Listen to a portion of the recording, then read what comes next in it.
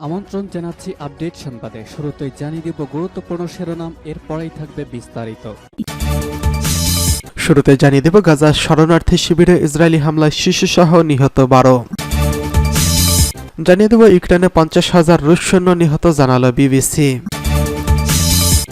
এছাড়া রয়েছে new York টাইমসের বিশ্লেষণ, কূটনৈতিক বিজয় হল জো বাইডেনের। জানিয়ে দেব আবারও গৃহবন্দী হলেন মিয়ানমারের অং সান সুচি। অন্যদিকে পরিস্থিতি মূল্যায়ন করছে সৌদি আরব, কাতার ও সংযুক্ত আরব আমিরাত।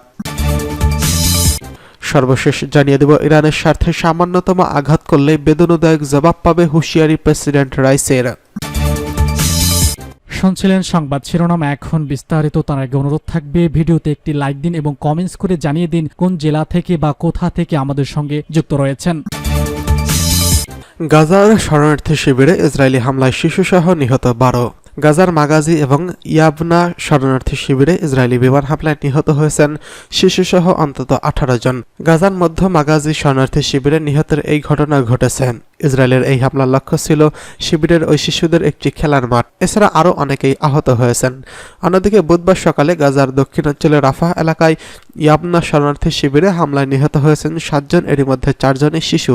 গাজায় ইসরায়েলি হামলা শুরুর পর থেকে 10 লাখেরও বেশি ফিলিস্তিনি রাফা শহরে আশ্রয় নিয়েছিলেন। এসব হামলায় আহত ও নিহতদের আল শিফা হাসপাতালে নিয়ে যাওয়া হয়েছে। গত 7 অক্টোবর থেকে গাজায় হামলা চালাচ্ছে ইসরায়েল। এতে নিহত হয়েছেন অন্তত 33,843 ফিলিস্তিনি, আহত হয়েছেন অন্তত 76,575 জন। এদিকে ইউক্রেনের 50,000 রুশ সৈন্য নিহত, বলছে বিবিসি। ইউক্রেনে রাশিয়ার সৈন্য সংখ্যা নিহতের সংখ্যা 50,000 ছাড়িয়ে গেছে বলে নিশ্চিত করেছেন ব্রিটিশ সংবাদ মাধ্যম বিবিসি। রাশিয়া 2022 সালের 24 ফেব্রুয়ারি ইউক্রেনে আক্রমণ করে। এরপর থেকে বিবিসি রাশিয়ান স্বাধীন মিডিয়া গ্রুপ মিডিয়া জোনা এবং স্বেচ্ছাসেবীরা মৃত্যুর সংখ্যা গণনা করছে। কবরস্থানের সৈন্যদের কবর, বিবিসির অফিসিয়াল রিপোর্ট এবং সংবাদপত্র ও সামাজিক যোগাযোগ মাধ্যম সহ ওপেন সোর্স থেকে পাওয়া তথ্য এই পরিসংখ্যান তৈরিতে ব্যবহৃত করা হয়েছে। সৈন্যদের নিহতের সংখ্যা নিয়ে রাশিয়া কোনো মন্তব্য করতে রাজি হয়নি।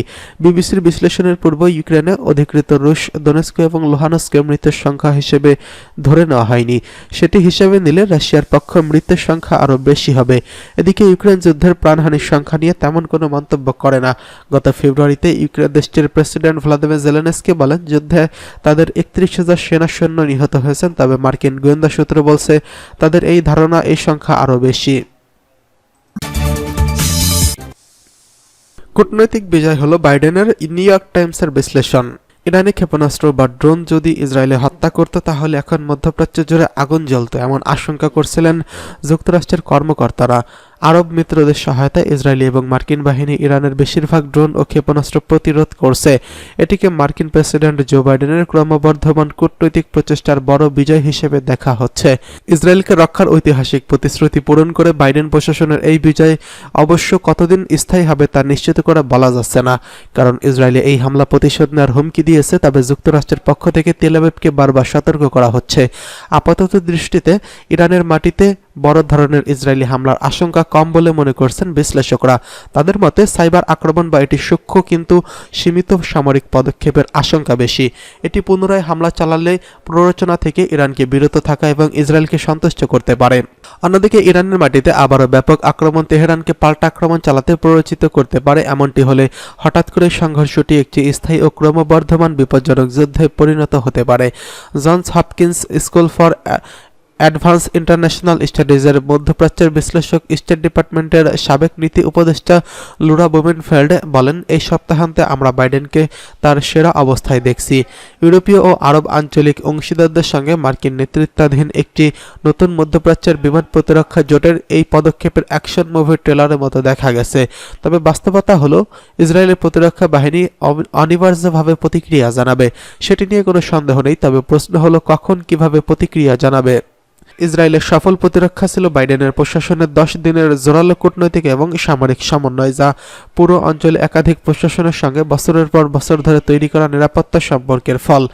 কয়েক দশক ধরে ছায়াযুদ্ধের পর ইরান প্রথমবারের মতো ইসরায়েলে হামলা চালানোর পরিকল্পনা করছে তা স্পষ্ট হওয়ার পর মার্কিন কর্মকর্তারা তা প্রতিরোধে ঝাঁপিয়ে পড়েন। ইসরায়েলি কর্মকর্তাদের সঙ্গে তারা ঘনিষ্ঠভাবে কাজ করতে ছুটে আসে এবং ক্ষেপণাস্ত্র ও ড্রোন নামানোর একটি পরিকল্পনা তৈরি করেন। ওই অঞ্চলে ব্রিটিশ ও ফরাসি বাহিনীর সঙ্গে মিলে আরব মিত্রদের সঙ্গে গোয়েন্দা তথ্য ট্র্যাকিং, তথ্য ভাগাভাগি এবং তাদের আকাশসীমা ব্যবহারের অনুমতির ব্যবস্থা করেন। এমনকি গাজায় ইসরায়েলি হামলায় তীব্র সমালোচক জর্দান তার আকাশসীমা দিয়ে ইসরায়েলের দিকে ধেয়ে আসা ইরানি ড্রোনগুলো ভূপাতিত করে। ইরাকে থাকা আমেরিকার প্যাট্রিয়ট ক্ষেপণাস্ত্র প্রতিরোধের ব্যবস্থা একটি ইরানি ব্যালিস্টিক ক্ষেপণাস্ত্র ভূপাতিত করে। তবে বাইডেনের এই সাফল্যের মাধ্যমে গাজায় ইসরায়েলের নির্বিচার হামলার হাজার হাজার নারী শিশুর মৃত্যু ঠেকাতে বাইডেন সহ সামষ্টিক ব্যর্থতাকে ঢেকে দেওয়া হচ্ছে কিনা তা নিয়ে প্রশ্ন তুলেছেন বিশ্লেষকরা। ইউনিভার্সিটি ফর মেরিল্যান্ডের মধ্যপ্রাচ্য বিষয়ক শিবলি তেলহামি বলেন, ইরানি হামলা ঠেকিয়ে সাফল্য উদযাপন করলে বাইডেন গাজার সংকট থামাতে ব্যর্থ হয়েছেন। এই বৃহত্তর কৌশলগত ব্যর্থতা থেকে আমাদের মনোযোগ সরিয়ে নেওয়া উচিত নয়, সেখানে ব্যর্থতার ক্ষতি অপূরণীয়। তবুও ওয়াশিংটনের ব্রুকিংস ইনস্টিটিউটের ফর মিডল ইস্ট পলিসির পরিচালক নটাস শ্যান্স মনে করেন, আপাতত একটি বৃহত্তর আঞ্চলিক যুদ্ধ এড়াতে ছোট ব্যাপার নয়, বাইডেন বাহবা পাওয়ার যোগ্য। এবার আবারও গৃহবন্দী হলেন মিয়ানমারের অং সান সুচি। মিয়ানমারের ক্ষমতাসত্ত্ব স্টেট কাউন্সিলর অং সান সুচিকে কারাগার থেকে সরিয়ে নেওয়া হয়েছে। এর বদলে গৃহবন্দী করে রাখা হয়েছে তাকে। গোপন সূত্রের বরাত দিয়ে বুধবার এই খবর জানিয়েছে এএফপি। এদিকে একই দিনে মিয়ানমারের জান্তা সরকারের মুখপাত্র জানিয়েছেন, উত্তপ্ত আবহাওয়ার কারণে বয়স্ক কয়েদিকে বিশেষ সেবা দেওয়া হচ্ছে। মিয়ানমারের সংবাদ মাধ্যম ইরাবতী আরও জানিয়েছে, দেশটির নববর্ষ উদযাপনের অংশ হিসেবে ৩৩০০ কয়েদিকে মুক্তি দেওয়া হবে। আবহাওয়ার কারণে সাময়িকভাবে সূচিকে কারাগার থেকে সরিয়ে নেওয়া হয়েছে, নাকি তার সাজা কমিয়ে আনা হয়েছে এ বিষয়ে নিশ্চিত হতে পারেনি এএফপি। নোবেলজয়ী ৭৮ বছর বয়সী সূচিকে বর্তমানে বিভিন্ন মামলায় ২৭ বছরের কারাভোগ করছেন। সূচির পাশাপাশি প্রাক্তন প্রেসিডেন্ট ইউন মিন্টকেও কারাগার থেকে সরিয়ে গৃহবন্দী অবস্থায় রাখা হয়েছে বলে জানিয়েছে ইরাবতী। এদিকে পরিস্থিতি মূল্যায়ন করছে সৌদি আরব, কাতার, সংযুক্ত আরব আমিরাত। সৌদি আরব, কাতার ও সংযুক্ত আরব আমিরাত সহ বেশ কয়েকটি আরব দেশ মধ্যপ্রাচ্যের চলমান পরিস্থিতি ও ঘটনাবলী মূল্যায়ন করছে। ইরান এবং ইহুদিবাদী ইসরায়েলের চলমান উত্তেজনাপূর্ণ পরিস্থিতি নিয়ে এসব দেশের নেতারা টেলিফোনে কথা বলছেন। সৌদি আরবের রাষ্ট্রীয় বার্তা সংস্থার বরাত দিয়ে ইরানের সরকারি বার্তা সংস্থা ইরানা জানিয়েছে, সৌদি যুবরাজ মোহাম্মদ বিন সালমান এবং সংযুক্ত আরব আমিরাতের প্রেসিডেন্ট মোহাম্মদ বিন জায়েদ আল নাহিয়ান টেলিফোন আলাপে বেশ কয়েকটি আঞ্চলিক বিষয় নিয়ে কথা বলেন। টেলিফোন আলাপে দুই আঞ্চলিক নেতার স্থিতিশীল এবং নিরাপত্তা রক্ষা ও উত্তেজনা ছড়িয়ে দেওয়ার ব্যাপারে বিপজ্জনক যুদ্ধ ঠেকানোর উপর গুরুত্ব আরোপ করেন।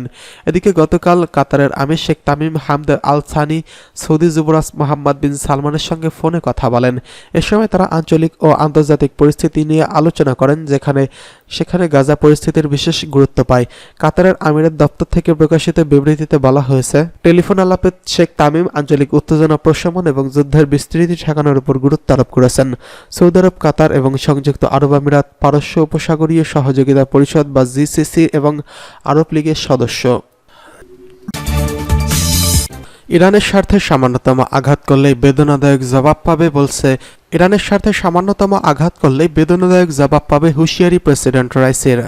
ইসলামী প্রজাতন্ত্র ইরানের প্রেসিডেন্ট সৈয়দ ইব্রাহিম রাইসি হুঁশিয়ারি উচ্চারণ করে বলেছেন, তার দেশের স্বার্থে শত্রুরা সামান্যতম আঘাত করলে তার ব্যাপক এবং বেদনাদায়ক জবাব দেওয়া হবে। কাতারের আমির শেখ তামিম বিন হামদ আল সানির সঙ্গে সোমবার এক টেলিফোন আলাপে এই হুঁশিয়ারি উচ্চারণ করেন প্রেসিডেন্ট রাইসি। এর 2 দিন আগে ইরানের ইসলামী বিপ্লবী গার্ড বাহিনী বা আইআরজিসি ইহুদিবাদী ইসরায়েলের বিভিন্ন সামরিক অবস্থান লক্ষ্য করে কয়েকশো ড্রোন ও ক্ষেপণাস্ত্র দিয়ে হামলা চালায়। ইরানের প্রেসিডেন্ট বলেন, আমরা এই ঘোষণা করছি যে ইরানের স্বার্থে সামান্যতম আঘাত করা হলে হামলাকারীদের সবাইকে ব্যাপক ও ভয়াবহ ও বেদনাদায়ক জবাব দেওয়া হবে।